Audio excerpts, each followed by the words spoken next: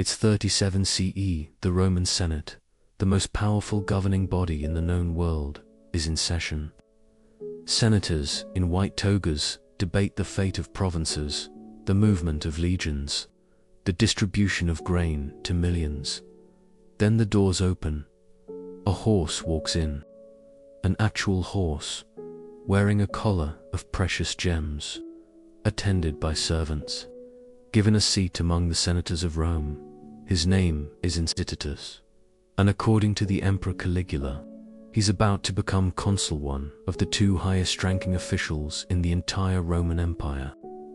This isn't a myth. It is documented history.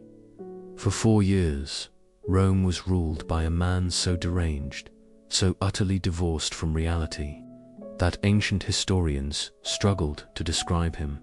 They called him a monster, a tyrant, a god who had gone mad. Today, we're going to examine the reign of Gaius Julius Caesar Augustus Germanicus. You know him as Caligula, and his story is somehow both more horrifying and more bizarre than any fiction could create. Before we descend into madness, we need to understand something crucial. Caligula didn't start as a monster. He started as Rome's hope. Born in 12 CE, Gaius was the son of Germanicus, the most beloved Roman general of his generation, and Agrippina the elder, granddaughter of Augustus himself. His bloodline was impeccable. His destiny seemed assured. As a child, Gaius accompanied his father's legions in Germania. The soldiers, charmed by the small boy running around the military camps, made him tiny soldier boots, Caligae. The nickname stuck. Little Boots, Caligula. When Germanicus died, in 19C, possibly poisoned young Caligula became a symbol of what Rome had lost. The beloved general's son. The people adored him, but behind the scenes, the imperial family was tearing itself apart. Tiberius, the reigning emperor, was paranoid and cruel. He saw conspiracies everywhere. Caligula's mother and brothers were accused of treason, imprisoned, and left to die. Of Germanicus's 6 children, only Caligula and his sisters survived. Caligula learned early that in imperial Rome, your family could be your greatest danger at age 19. He was summoned to live with Tiberius on the island of Capri for 6 years. He lived in the emperor's villa, watching, learning, surviving. Ancient historians suggest he witnessed unspeakable acts. Tiberius's legendary cruelty and perversion, and learned to hide his thoughts, his feelings, his true self behind a mask of compliance. When Tiberius died in 37 CE, and there are persistent rumors that Caligula had him smothered with a pillow, Rome erupted in celebration. The old tyrant was dead. Young Caligula, beloved son of Germanicus, would restore the glory of Rome. His first 7 months were remarkable. He recalled exiles, released prisoners, abolished treason trials, held spectacular games, granted bonuses to soldiers and citizens. The Senate loved him. The people loved him. Ancient historians called it a golden age. And then, in October of 37 CE, Caligula fell seriously ill. He was near death for days. Rome held its breath. Prayers were offered. Some citizens even vowed to sacrifice their own lives if the gods would spare their beloved emperor. Caligula recovered, but the man who emerged from that illness was not the man who had fallen sick. Something in his mind had broken, or perhaps something dark that had always been there was finally unleashed. The change was immediate and terrifying. Caligula began executing people for the slightest perceived insult. A man who had vowed to sacrifice his life if the emperor recovered. Caligula held him to that vow and had him killed. Another who had promised to fight as a gladiator, forced into the arena. But these were just the opening notes of a symphony of madness. He began appearing in public dressed as various gods, as Jupiter with fake lightning bolts, as Neptune with a trident dot, as Venus in women's clothing and makeup. He wasn't playing dress-up. He genuinely believed he was divine.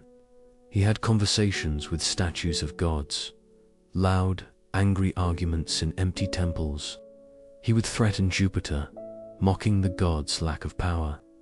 "Raise me up to heaven," he would shout, "or I shall raise you down to hell." He built a temple to himself, the temple of the divine Caligula, staffed with priests and requiring daily sacrifices. Not metaphorical sacrifices, actual animals killed in worship of the living emperor. The Roman historian Suetonius documented that Caligula would stand next to statues of gods and ask visitors, "Which of us is greater?" Anyone who didn't immediately say "You, divine emperor," was executed on the spot. But his relationship with his horse Incitatus reveals just how far from reality he had drifted. Incitatus was not just any horse. He was Caligula's favorite racing horse, and the emperor lavished attention on him that would seem excessive even for a beloved pet. The historical sources are consistent and detailed about this. Incitatus lived in a marble stable. His stall was made of ivory. He ate oats mixed with gold flakes from a jeweled feeding trough. He had a staff of servants devoted entirely to his care. He wore purple blankets, the color reserved for emperors, and a collar of precious stones. Caligula threw dinner parties where Incitatus was a guest, not in the stables, at the table. Servants would bring the horse food and wine in golden vessels, while senators and dignitaries dined alongside him. But here's where it gets truly bizarre. According to multiple ancient sources, Suetonius, Cassius, Dio, and others, Caligula planned to make Incitatus a consul, not as a joke, not as satire, as an actual consul, one of the two highest-ranking magistrates in Rome. Some historians debate whether this actually happened, or whether Caligula only threatened to do it. But the threat itself reveals everything about his state of mind. He was openly telling the Senate that his horse was as qualified as they were, that their debates, their laws, their entire governmental system was meaningless. He was probably right, but you don't say it, and you certainly don't give a horse a Senate seat to prove your point. The senators, terrified, said nothing. They had learned that disagreeing with Caligula was fatal, but the horse was merely eccentric. Caligula's treatment of humans was monstrous. He developed elaborate methods of torture and execution. And he didn't just order them, he attended them. He watched. He enjoyed them. He invented a form of execution where victims were sawed in half, slowly, starting from the middle. He would eat lunch while watching, making casual conversation with dinner guests as men screamed. He forced parents to attend the executions of their children. One senator whose son was killed was required to attend a banquet with Caligula immediately afterward. When the man showed grief, Caligula mocked him, "Smile, or I'll kill your other son too." He would kiss senators warmly, embrace them as friends, then have them executed hours later. The psychological torture was as important as the physical. He emptied the treasury with spectacular waste. He built a bridge of boats across the Bay of Baianale, 2 miles long, just so he could ride his horse across it while wearing Alexander the Great's breastplate. The project consumed ships desperately needed for grain transport. People starved, so Caligula could prove he could ride on water. He ordered Roman soldiers to invade Britain. When they reached the English Channel, he commanded them to collect seashells instead. Spoils of the conquered ocean, he called them, ordering the shells displayed in Rome as proof of his victory over Neptune. The soldiers, trained killers who had conquered half the world, were reduced to gathering shells on a beach, while their emperor declared war on the sea itself. But perhaps his most disturbing behavior involved his own family. Ancient sources are remarkably consistent about Caligula's relationships with his three sisters, Agrippina the younger, Drusilla, and Julia Livilla. He didn't just love them. His relationship with them, particularly Drusilla, was openly intimate in ways that shocked even ancient Rome. At official dinners, with senators and guests present, Caligula would recline with Drusilla in a manner that left no doubt about the nature of their relationship. This wasn't rumor or scandal. This was public behavior.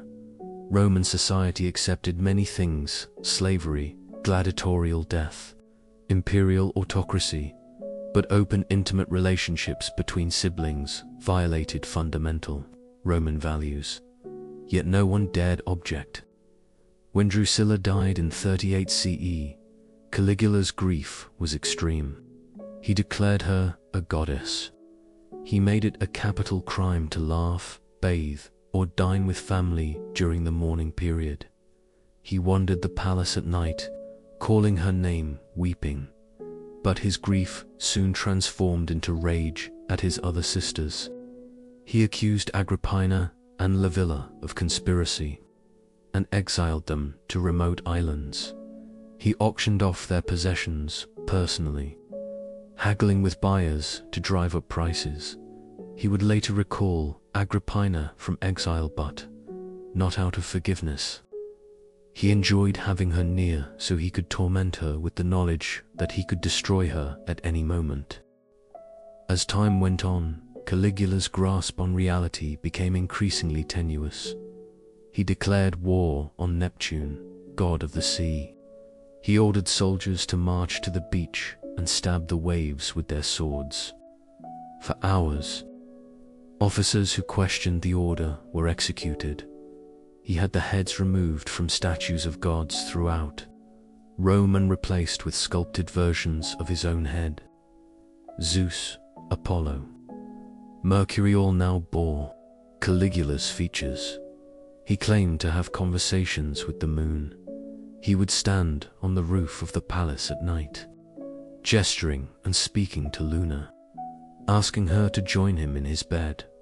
He built a private brothel inside the imperial palace and staffed it with senators' wives. He would rent them out to visiting dignitaries, then send the bills to their husbands. It was about humiliation, not money. About demonstrating that he owned everything and everyone in Rome. When the treasury ran empty from his spending, he devised creative solutions. He held auctions where attendance was mandatory for wealthy Romans. If you didn't bid, you were executed. If you bid too little, you were executed. If you won items you couldn't afford, you were executed. One senator fell asleep during an auction. Each time he nodded off, the auctioneer took it as a bid. The man woke to find he'd purchased 13 gladiators for an enormous sum he couldn't pay. By late 40 CE, even the Praetorian Guard, the emperor's own bodyguards, had seen enough. Caligula had begun executing their officers on whims. He'd humiliated them with demeaning passwords. One day the password to enter his presence was Little Boots, mocking the very nickname that had once made him beloved. A conspiracy formed around Cassius Dio, a Praetorian tribune whom Caligula routinely mocked for having a high-pitched voice. Caligula would make him kiss his ring in a suggestive manner, laugh at him in front of other soldiers, assign him humiliating tasks. On January 24, 41 CE, during theatrical games at the Palatine, Caligula stepped into a private corridor. Sharia and fellow conspirators were waiting. They struck him down with swords, over 30 wounds. They kept stabbing long after he was dead. working out for years of rage and humiliation. They found his wife, Caesonia, an infant daughter in the palace. The soldiers smashed the baby's head against a wall. Caesonia was stabbed to death.